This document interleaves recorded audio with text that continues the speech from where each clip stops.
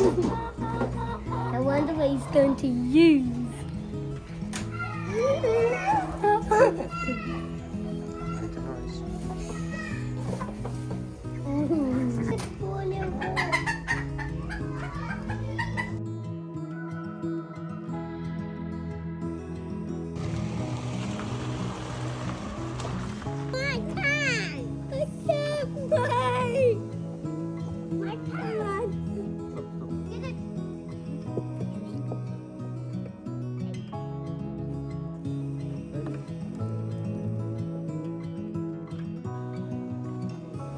Yeah, got it?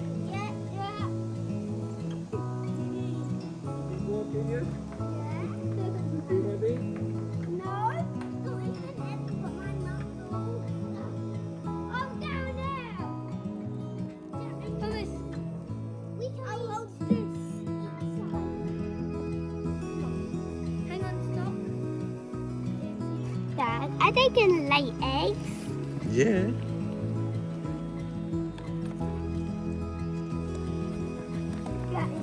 Okay.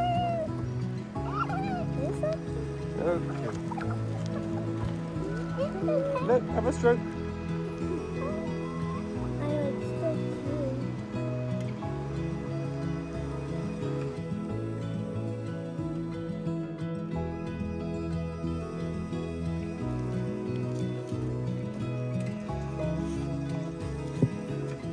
Oh!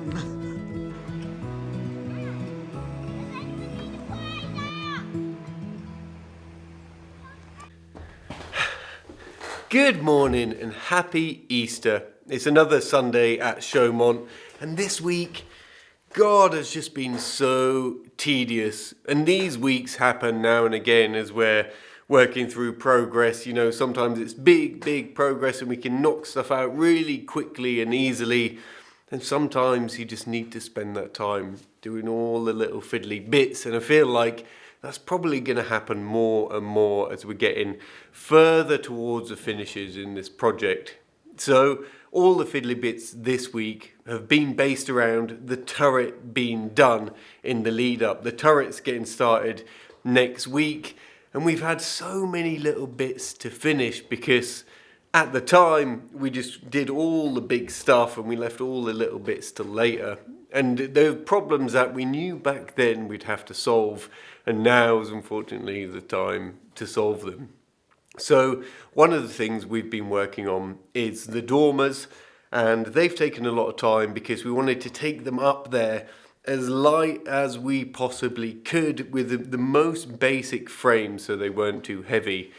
Now, everything that's encasing the dormers is oak as well, and we wanted that to be a really snug fit all around the dormer, and we wanted to tie the dormer back to the main roof in as many points as possible.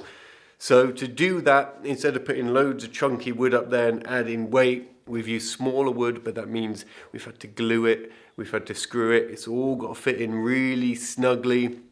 So that took a bit of time, and we streamlined that towards the end, and we finally got it done now, but that ate up a good part of the week. And another problem that we've been looking at solving is the underneath of the flare, the underneath of the turret, which seems simple. You think, yep, just board the underneath, close it all up, and that's job done. But there's one specific area which we knew at the time when we were putting up the hangments, and that's the corners of all the turrets, because they're relatively unsupported. So when we were putting in the hangments, we put them in like the holes that were there originally, so we knew how many to put in, we knew where they were going, and that left this unsupported corner bit.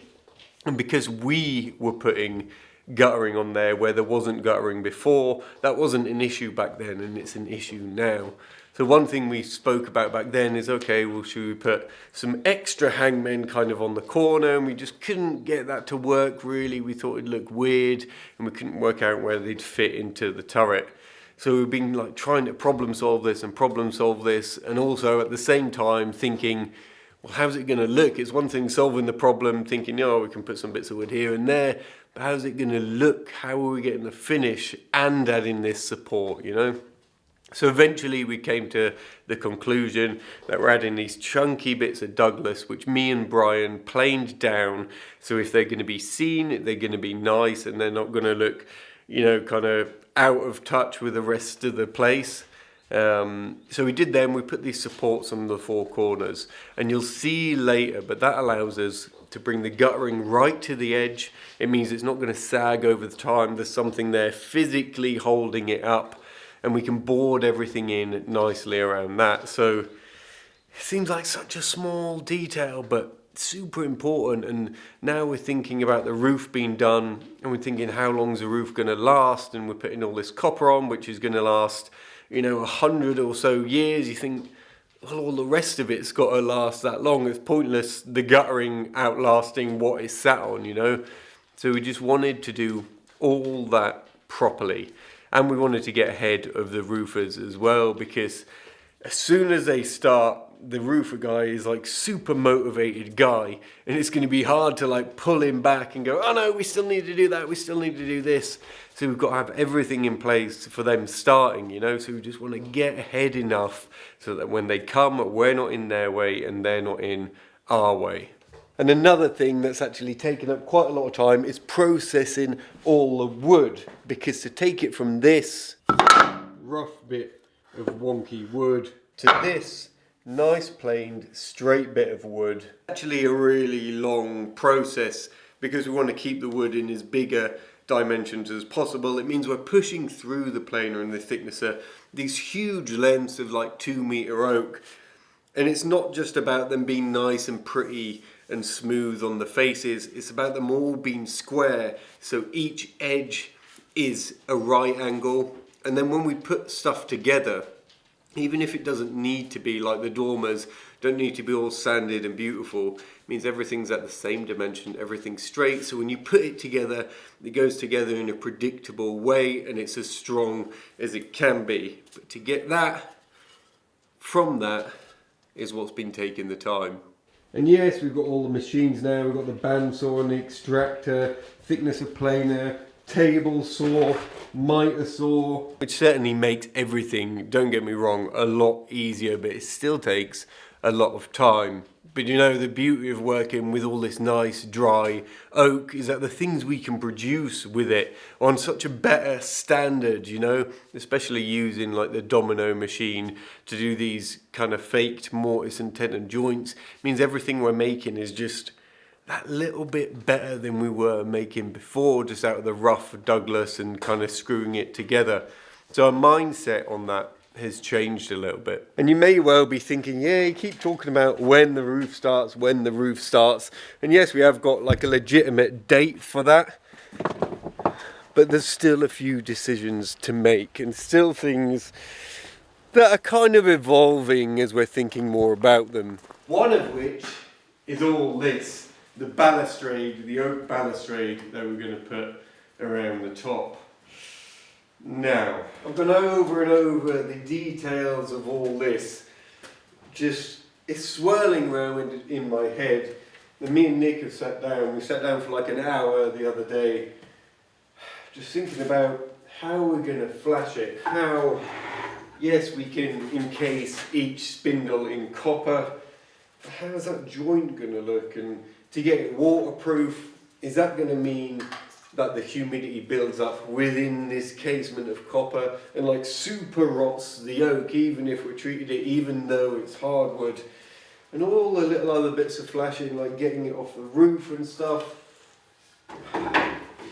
It's all a bit of an if and a maybe, and we've got to speak to this guy and see what can be done.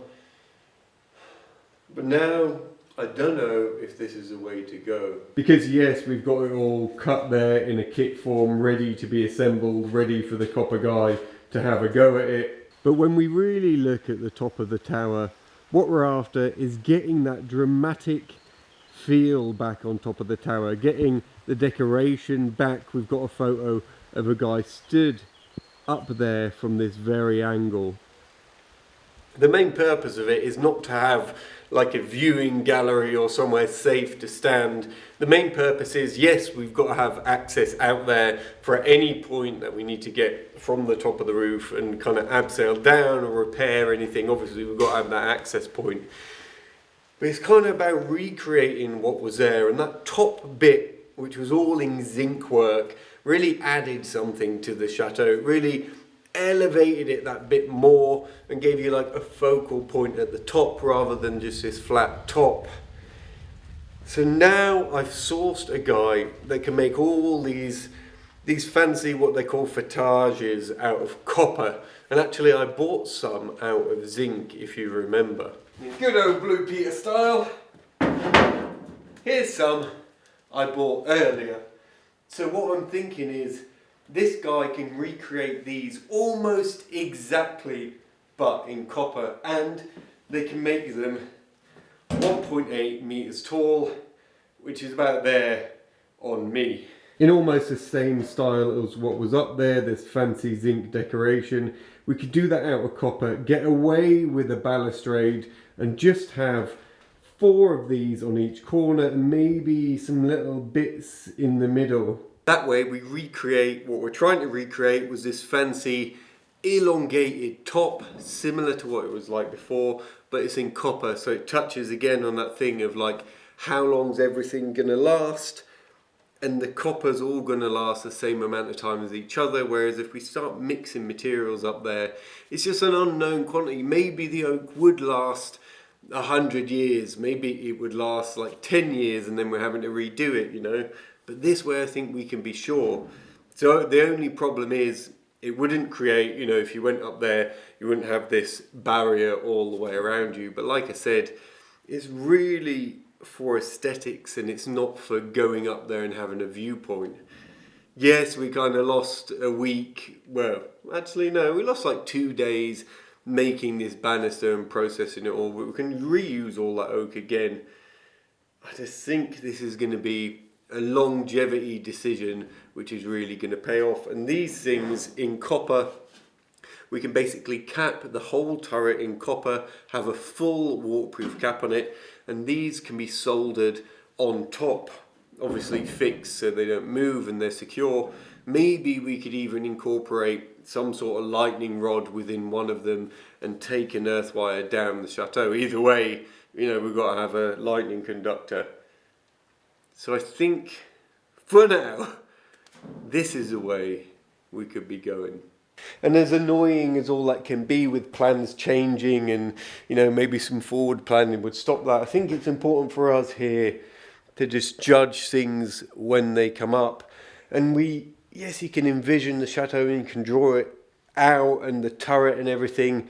Until them dormers went in and until the slates start going on, you're not really going to feel like what's right for the chateau, you know.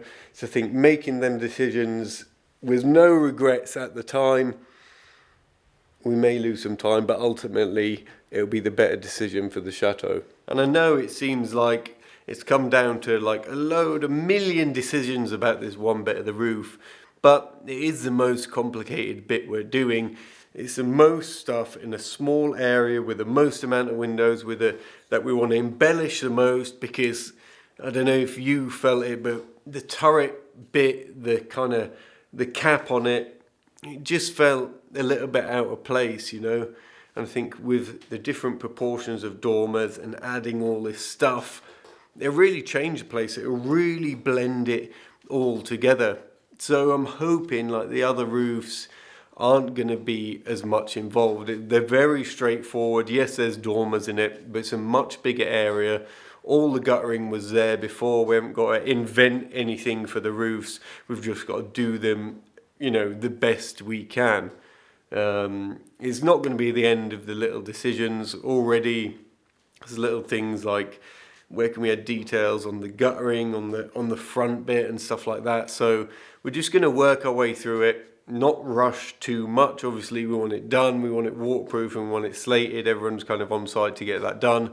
We want to spend our time just getting it right, because I think this bit is going to be the most important roof bit that we do. All the others will kind of be very basic, a lot of slate, you know, a lot of big areas of slate. This one really needs the time and care taken in. So I hope you can appreciate that. I think progress will start ramping up this week, because at the end of the week they're coming to basically make a start. I think they're going to be at least spending a good week in the basement, bending copper, doing all the guttering and stuff, and getting all the big bits made, so they've got like a stock so they can go up there and get it done. So yeah, we're really ramping up towards that. Everything's, I think, on site other than the cedar, which is a little bit late, so there'll be a last minute panic on that. But you know what, I'm so excited for it to start. We've just been talking about it, and you know, water's coming in now where we've opened the dormers up, and I'm just like, I just want it to be done. I'm not dreading the process of doing it, but I want that bit to just be done. I think it would give everyone a boost, you know, as well. So there's still a lot of little bits to do, but we are making progress, and very soon there's going to be a fully slated copper thing on there, and it'll be a good thing to look at and to aim for all the next bits of the roof. Anyway, I hope that's cleared some things up. I know there's still a few like ifs and buts. What are we doing this? Are we doing that? But it's all really coming to like the last week of all that sort of stuff now. So I hope that's clarified stuff for you, and I will see you bright and early tomorrow.